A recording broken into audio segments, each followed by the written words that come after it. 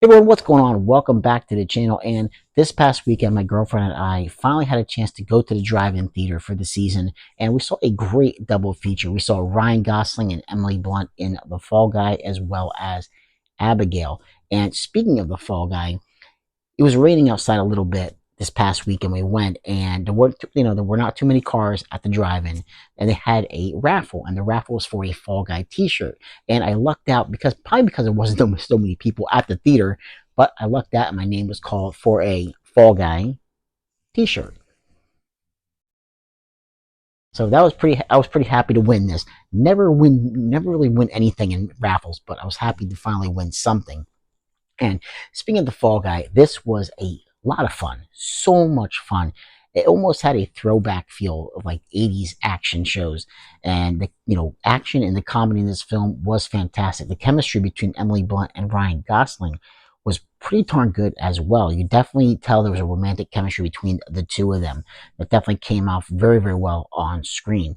Ryan Gosling being a stuntman, Emily Blunt being a stunt coordinator, and who wants to be an aspiring director, who of course winds up at the beginning of this film. They're already together romantically, but something happens at the beginning of the film that kind of breaks them apart for the duration of the film for a while. And at that point, Gosling, like, he's a stunt man. She's a stunt coordinator, but he comes back together working with her later on in the film when she has her first big directing gig.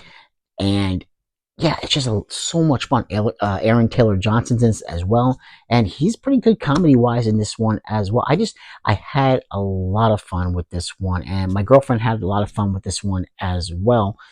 It was so much fun. Like I said, it had the background, orchestra parts to this film, background track was just, it felt like an 80s film, like an 80s show, 80s TV show, action show.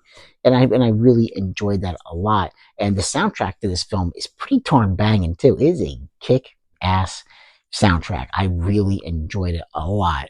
And I was really hoping maybe they'll put it out physically at some point. I'd like to get this soundtrack physically.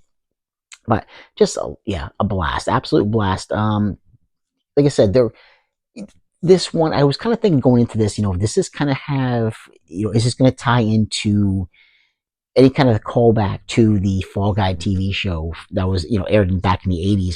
So I'm not going to spoil anything, but there might be a few little cameos, sprinkled out within this film that I got a big old smile when I saw some of these cameos. But just a real blast. There's a mystery involved with it. A murder happens, and Ryan Gosling finds himself in the middle of this murder mystery. So, like I said, it's a lot of fun. Go check it out if you get the chance. And the second part of that double feature was Abigail. Now, how can you go wrong? This little girl, she's a ballerina, but she's also a vampire.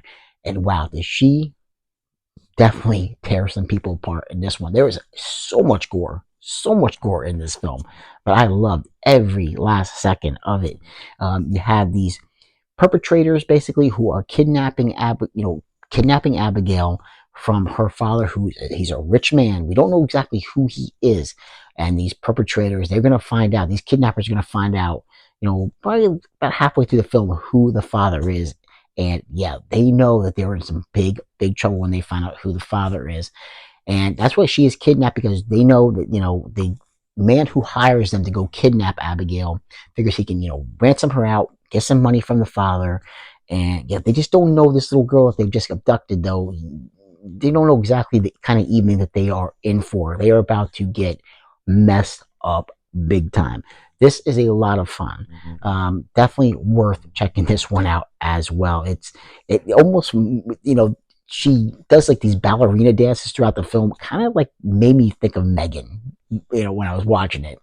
But like I said, I really enjoyed it. It was a different kind of take on a vampire film that I haven't seen recently, and I enjoyed that. I could appreciate that quite a bit.